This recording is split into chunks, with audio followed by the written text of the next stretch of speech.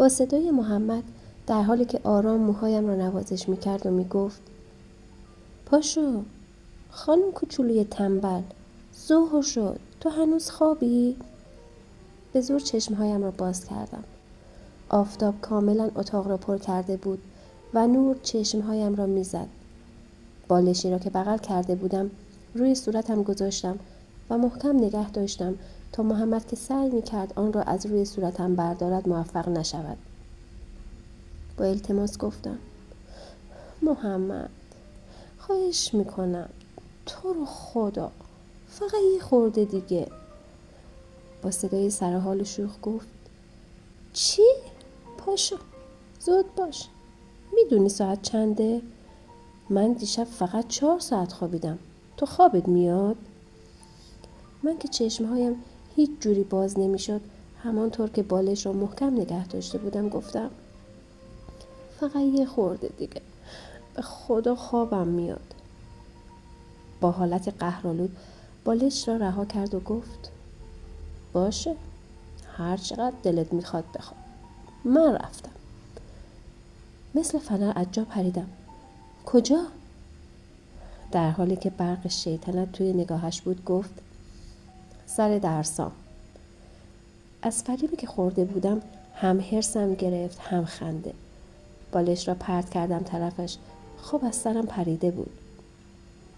آن روز وقتی محمد دلایلش را برای نرفتن به مهمانی گفت، بدون اینکه کاملا منظورش را درک کنم و سر از مغز کلامش درآورم و در حالی که از درون قانع نشده بودم قبول کردم. طاقت بحث دوباره را نداشتم. برایم توضیح داد. مهناز اگه گفتم نه، یکی از دلایلش یا بهتر بگم مهمترین دلیلش اینه که دوست ندارم پای تو به این مهمونی ها باز بشه. این شروع خاله بازیایی است که من اصلا حوصله‌شو ندارم. جمع شدن یه مشت زن بیکار که سرگرمیشون غیبت و به رخ کشیدن سر و لباس و چه میدونم طلا و جواهراتشون به هم دیگه است و از بیکاری از چند روز قبل تو این فکرن که چی بپوشن و چی کار کنن که از بقیه بهتر باشن. ببین تو اگه این مهمونی رو بری بقیه هم توقع دارن که دعوتاشون رو قبول کنی و من میخوام اونا از همین اول حساب تو رو جدا کنن. به نظر تو مسخره نیست آدم وقتشو برای این چیزا تلف کنه؟ شانه هایم را بالا انداختم. به نظر من مسخره نبود. این چیزی بود که از بچگی دیده و یاد گرفته بودم. محمد ادامه داد آخه چه حاصل؟ چه فایده ای تو این مهمونی هست؟ چی ممکنه به تو بده یا تو توی اینجور مجالس یاد بگیری؟ خودت فکر کن. یه مشت زن خودشون رو برای هم آرایش کنن و برن یه جا 2-3 ساعت برای همدیگه جس بگیرن و یا حرفای بی سر و ته بزنن برگردن خونه. ناخودآگاه خنده‌ام گرفت. تا حالا اینجوری فکر نکرده بودم. محمد گفت ببین خودت هم خندت میگیره و من دلم میخواد از الان همه بفهمن و دور تو رو خط بکشن. این مهمونی اول رو که بری شروع گله گذاری خاله خانباجیا میشه که خونه فلانی رفت خونه ما نیومد و مهناز من اصلا نمیخوام وقت تو و خودم صرف این حرفای بی خود و بی حاصل بشه. منظورم رو میفهمی؟ با سادگی گفتم یعنی من دیگه هیچ وقت مهمونی نرم؟ با لبخند شیرین سرش رو تکان داد و گفت صبر کن، کم کم جاهایی میبرمت که دیگه به زور قل و زنجیرم حاضر نشی بری اینجور مهمونی ها. خانم کوچولوی من بهت حق میدم، تو باید دنیاهای دیگری رو ببینی تا از این دنیا که توش بزرگ شدی فاصله بگیری و نگاهت از جلوی پای دورترها رو ببینه، مگه نه؟ نمیدانم چرا حرفهایش وحشت گنگ در من به وجود می آورد. ترس و دلهوره‌ای که آدم در مقابل چیزهای ناشناخته و نامأنوس پیدا می کند. بیشتر از این که هیچ وقت برای حرفهایش جوابی نداشتم، احساس تلخ از نادانی و دست و پا چلفتی بودن می کردم. این بود که بدون اینکه حتی خودم هم متوجه باشم اخمهایم در هم رفته بود و نگاهم به پنجره خیره مانده بود. پرسید: چیه؟ چرا انقدر فکرت مغشوش شده؟ متعجب گفتم: تو از کجا میدونی؟ از اون نگاه و اون چشای قشنگت که پر از نگرانیه. همونطور که از جایم بلند می شدم شکلک بچگانه در آوردم و خندان دور شدم. از اینکه اینقدر راحت سر از افکارم در می آورد دست باچه می شدم. او هم در حالی که می خندید گفت: صبر کن، کجا؟ آخرین دلیل را که از همه مهمتره هنوز نگفتم. در رو دوباره بستم و ایستادم، کنجکاو و منتظر. محمد با چشمهایی که از شیطنت می درخشید شمرده و آرام گفت: و اما دلیل آخر که باید باشه همون پنجشنبه دیگه بهت بگم. هرسم گرفت. در حالی که دندانهایم را به هم فشار می دادم مثل گربه‌ای که می خواهد چنگ بیندازد به او حمله کردم. داری مسخرم می کنی آره؟ او هم در حالی که از ته دل می خندید و دستهایم را گرفته بود پشت سر هم می گفت: به خدا نه، صبر کن. و سعی می کرد مرا که با تمام قدرتم سعی داشتم دستهایم را آزاد کنم آرام کنم. سالها بعد از تصور تک تک آن لحظه ها چنان حسرتی وجودم را به آتش می کشید که قابل گفتن نیست. تسلط شیرینی که محمد دانسته یا ندانسته بر تمام وجودم پیدا کرده بود آرام آرام با هستی من قرین می شد و دوری از وجودش برایم غیر ممکن. و من سالها بعد فهمیدم که همه چیز در این دنیا فراموش می شود، تغییر می کند و از بین می رود غیر از تسلط شیرین جان و روح آدم ها بر یکدیگر.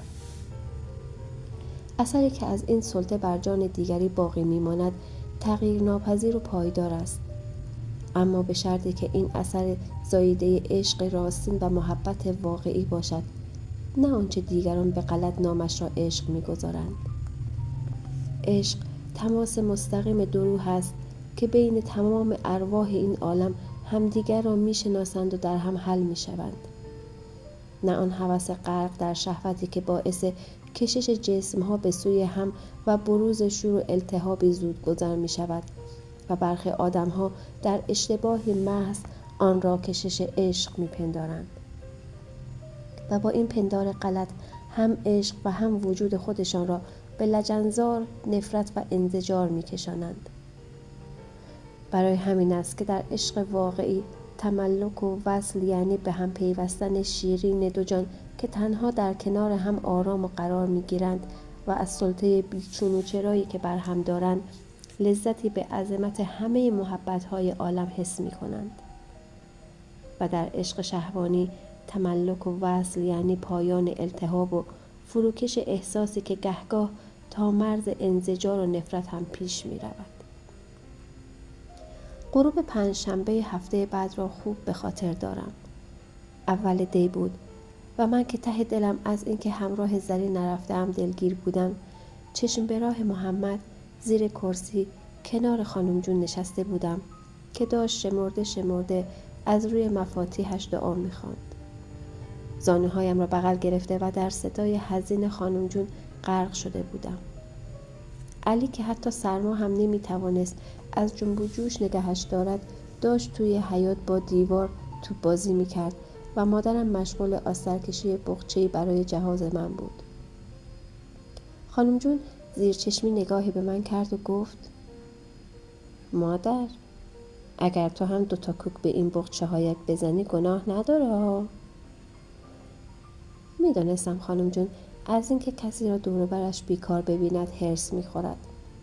با خنده گفتم: من بلد نیستم آسترکشی کنم. خانم جون در حالی که سرش را با تأسف تکان میداد و از بالای عینکش نگاهم میکرد گفت: خوش به حال شوهرت. مادر، انقدر راحت نگو بلد نیستم. کار نشد نداره. پاشو یه سوزن بگیر دست یاد میگیری. خواستم جوابی بدهم که صدای امیر که مثل همیشه خندان و با هیاهو وارد شده بود نجاتم داد. امیر اول خم شد مادر را بوسید و بعد یک راست آمد سراغ خانم جون و همانطور که زیر کرسی می نشست سر خانم جون را هم بوسید.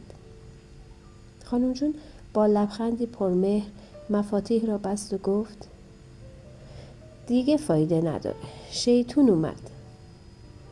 امیر خندان گفت مادر جون، شیطون که بغل دستت نشسته بود، تازه خبر نداری امروز تولدش هم هست.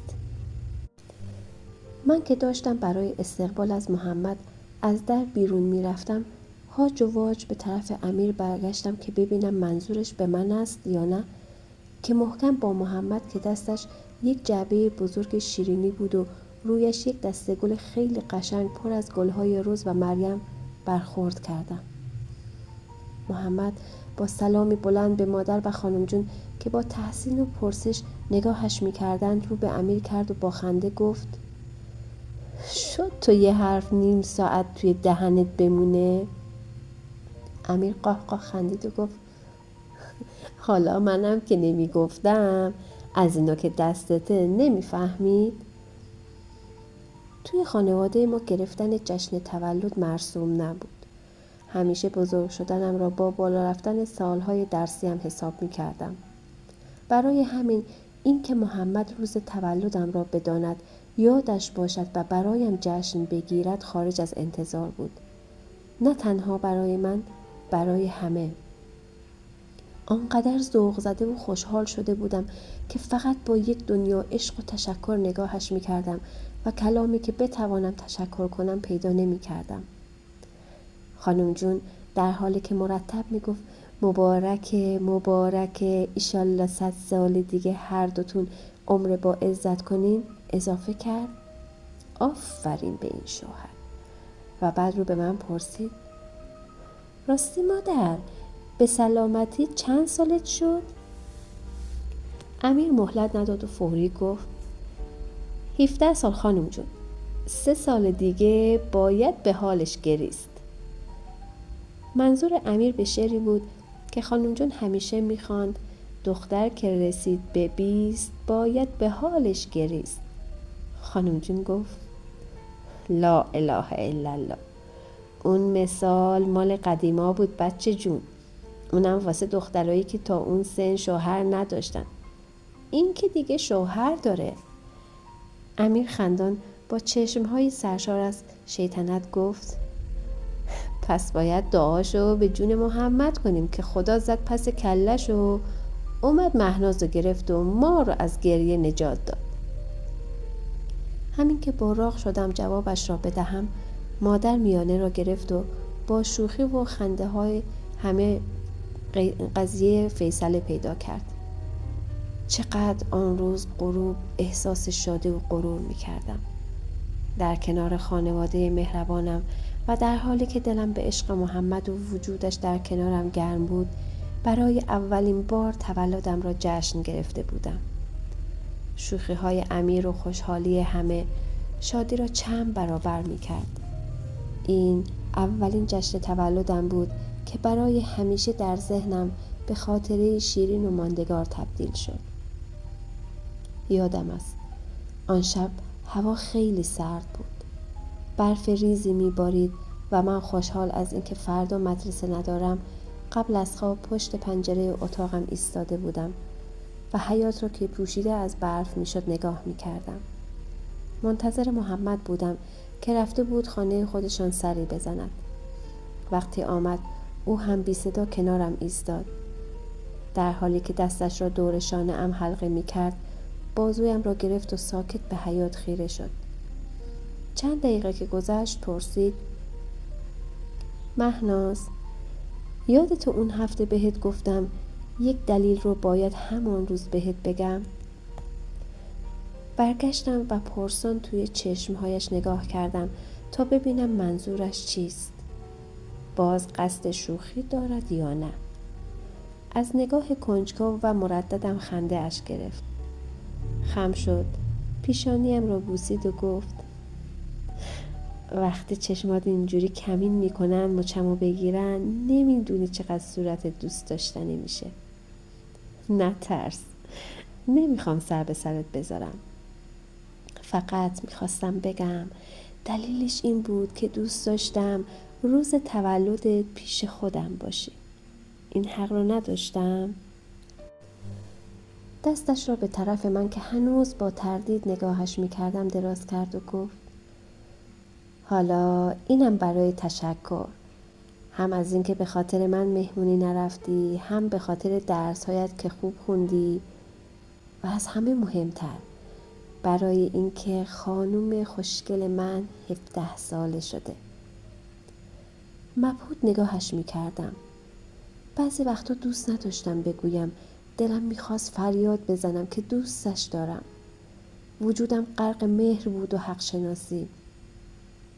با عجله در جعبه کوچکی را که توی دستم گذاشته بود باز کردم.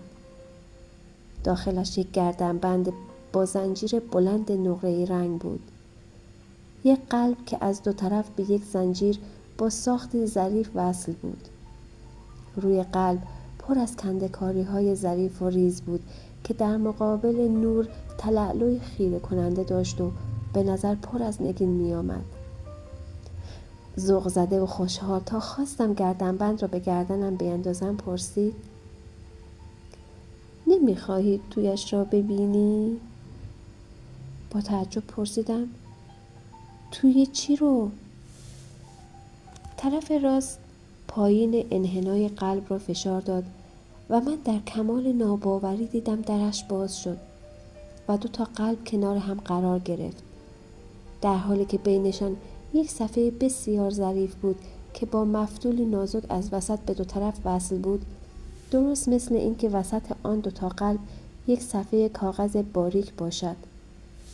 روی آن با خط خوش نوشته بود مرا عهدی است با ماهی که آن ماه آن من باشد، مرا قولی است با جانان که جانان جان من باشد. از آن همه زیبایی و ابتکار آنقدر سر ذوق آمده بودم که بی اختیار دست به گردنش انداختم و سر و صورتش را غرق بوسه کردم. هیجان زده بودم. دلم میخواست گردنبندم را به همه نشان دهم. با عجله گفتم برم به مامانم اینا نشون بدم بیام. با لبخند بازویم را گرفت و نگاهم داشت و گفت چی؟ الان؟ نه، همه رفتن بخوابم، باشه فردا. ولی من بیقرار اصرار کردم نه هنوز خواب نیستن، زود. حرفم را برید و همانطور خندان و در حالی که سعی میکرد نگاهم دارد گفت عزیز دلم تا فردا نه این گردنبند فرار میکنه نه مادرینا. بعد دستش را جلو آورد و در آن را بست. در که بسته میشد باید از نزدیک خیلی دقت میکردی تا شیار بین 2 قلب را ببینی. در ضمن میخواستم بگم اینو به هر کس که نشون میدی درش رو نمیخواد باز کنی، باشه؟ پرسیدم چرا؟ گفت برای اینکه چیزی که توش نوشته مربوط به توست نه کس دیگه و من دوست دارم غیر از من و تو کسی ازش خبر نداشته باشه. عیبی داره؟ سرم رو تکان دادم. چشم. قرایی گفتم و دوباره مثل بچه ها از گردنش آویختم و بوسیدمش. چه شب قشنگی. آسمان برفی آن شب زمستانی برای من به قشنگی یک صبح آفتابی تابستان گرم بود و وجودم پر از گرمای عشقی که زندگیم را پر کرده بود.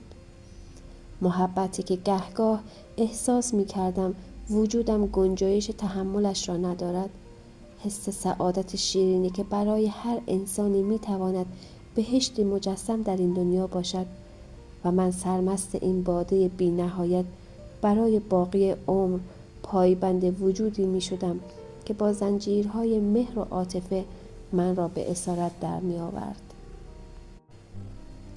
آن شب در حالی که عطر گلهای مریم فضا را انباشته بود و با وجودی سرشار از عشق دست در دست محمد در سکوتی شیرین از پنجره ریزش برف ریز و تندی را نگاه می کردم که مثل پرده‌ای پنجره را پوشانده بود، به همه آنچه گذشته بود فکر می کردم.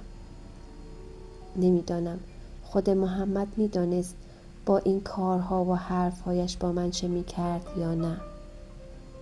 ولی من سالها بعد فهمیدم که تک تک آن صحنه ها، حرف ها و رفتارهایش چطور مثل نقش روی سنگ بر ذهن و قلبم حک شده است. مثل خاطره آن روز و آن شب که برای همیشه زنده و تازه توی ذهنم ماند و آن گردنبند که یادگار آن خاطره و عزیزترین دارایی زندگیم شد و تقریبا دیگر هیچ وقت از من جدا نشد و از گردنم در نیامد.